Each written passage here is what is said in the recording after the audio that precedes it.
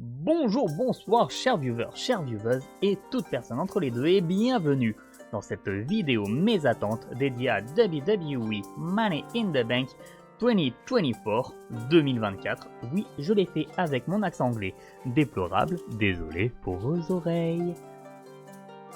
Je n'ai pas particulièrement en réalité d'attente sur ce show, donc voyez encore une fois cette vidéo comme une vidéo pronostique. Après tout, c'est à ça qu'elle me sert, donc voilà.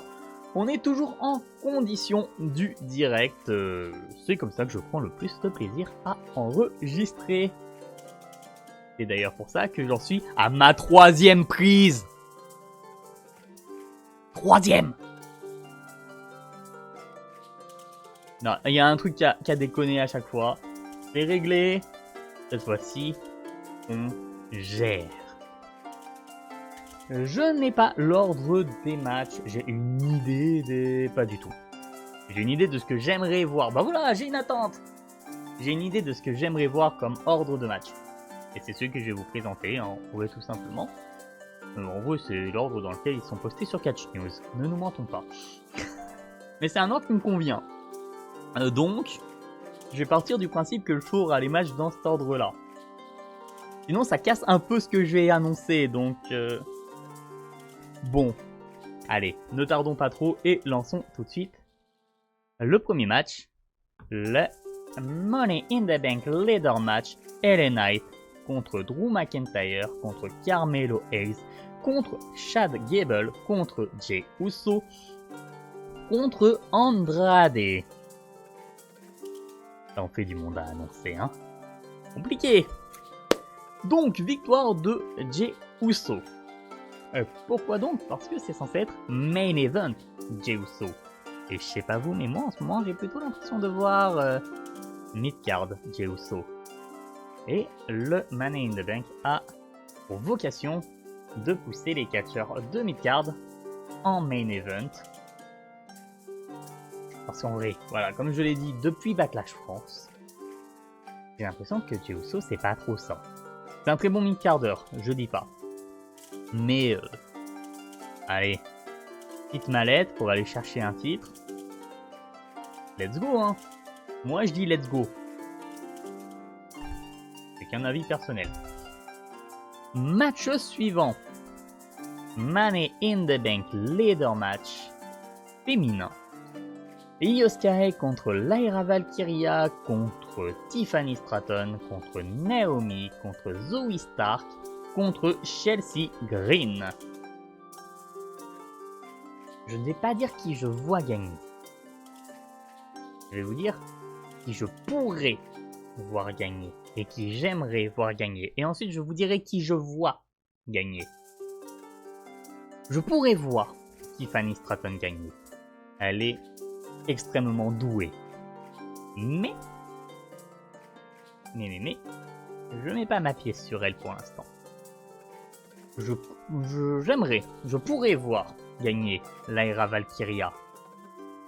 Pour les mêmes raisons que Tiffy, elle est extrêmement douée. En revanche, j'aimerais voir gagner Io Sky. Io Sky, c'est ma catcheuse préférée actuellement. Donc forcément que j'ai envie de la voir avec quelque chose. Mais je la vois sur autre chose. J'aimerais voir Lyra Valkyria gagner. Pour des raisons de...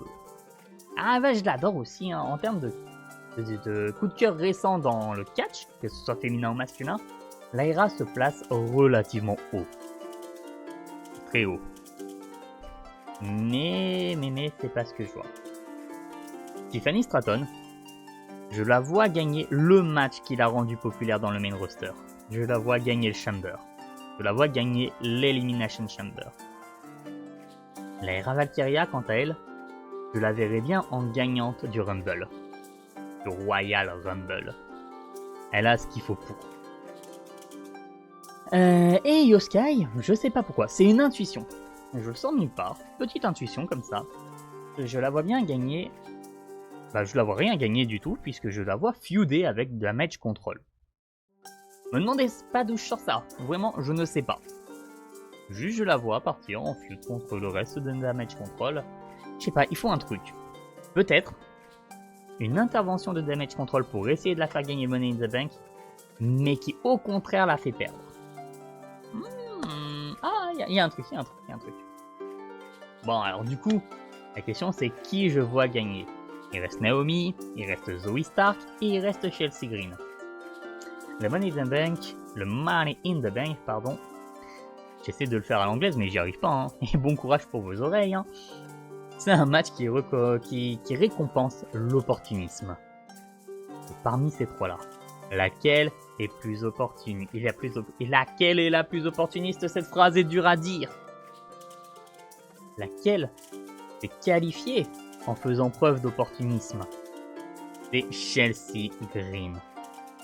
Chelsea Green en plus est extrêmement divertissante et avec une mallette, elle sera encore plus divertissante. Faites-la faire ce qu'elle sait faire. En plus d'être extrêmement douée dans un ring, elle est très douée pour faire rire les gens. Avec une valise, avec une mallette.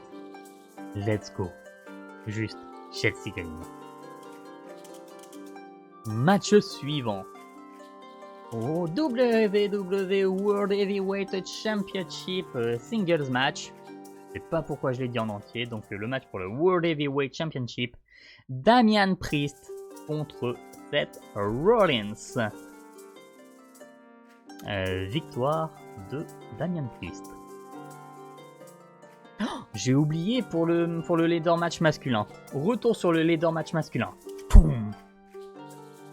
Vous avez vu, j'ai presque pensé mon overlay pour que vous ayez les images. Intervention de CM Punk. Intervention de CM Punk à un moment où Drew aura la mallette dans les mains, sur le point de la décrocher. Cette Rollins, pas du tout. Du coup, je suis reparti sur le match d'après. CM Punk va intervenir et va coûter la victoire à Drew McIntyre. Ça va amplifier encore leur feud. Ce sera génial. Après, à un moment, on va en avoir marre, mais ça se construit, et je pense qu'on va aller vers le Royal Rumble comme ça. Retournons à notre match. Damian Priest contre Seth Rollins. Je disais donc victoire de Damian Priest, mais genre une grosse victoire clean, un match work rate et une victoire clean pour crédibiliser Damian Priest au maximum. Mais rappelez-vous, je vois bien l'ordre des matchs tel que je vous le présente, parce que Jey Uso va cash in sur Damian Priest dans la foulée. Non mais il est fou celui-là, qu'est-ce qu'il vous annonce? C'est bizarre ce que je vous annonce là.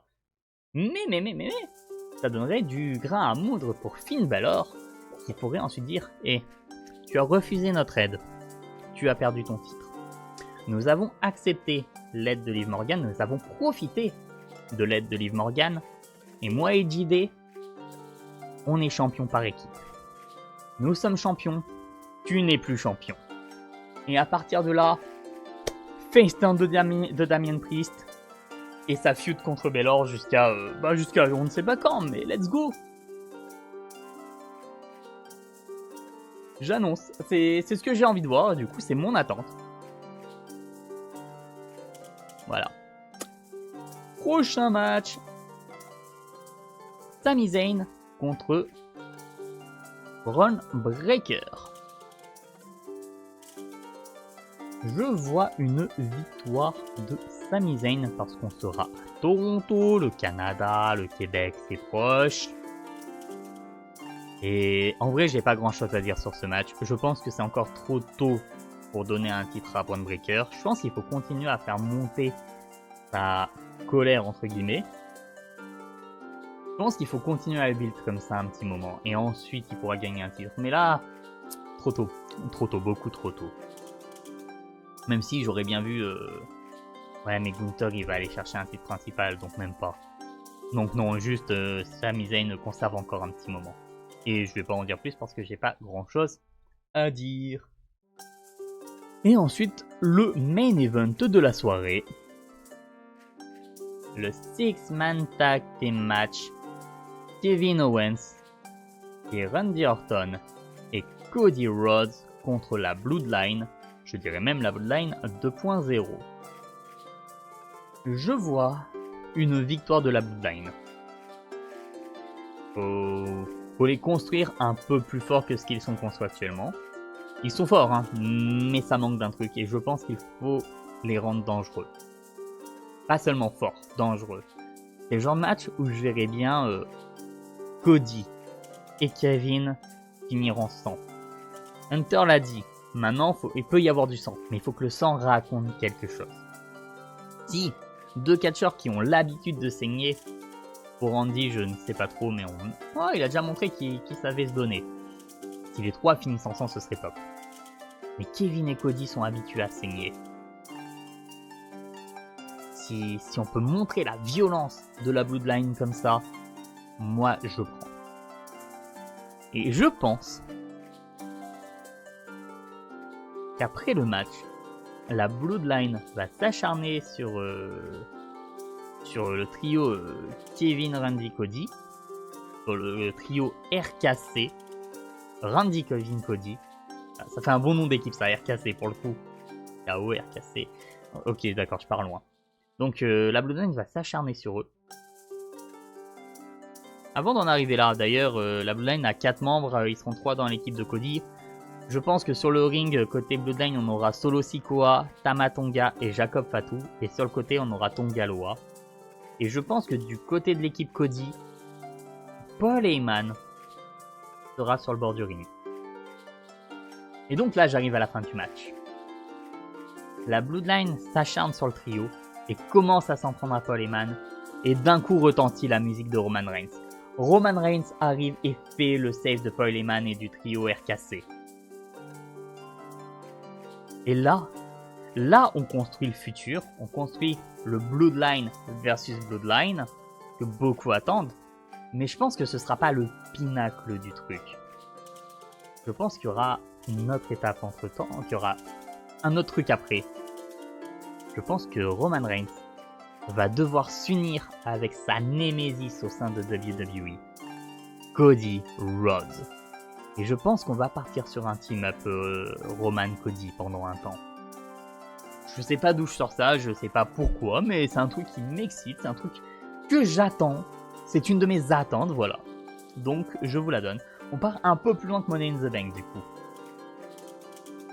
Mais ça me permet de faire mon booking de Money in the Bank. Tout a un sens, tout est lié. Donc, let's go. Où on pourra discuter de ceci si vous passez sur mes lives, dont la chaîne Twitch est affichée juste ici. Et sinon, on se retrouve à la prochaine vidéo. N'hésitez pas à vous abonner et à lâcher un pouce vers le haut. Salut!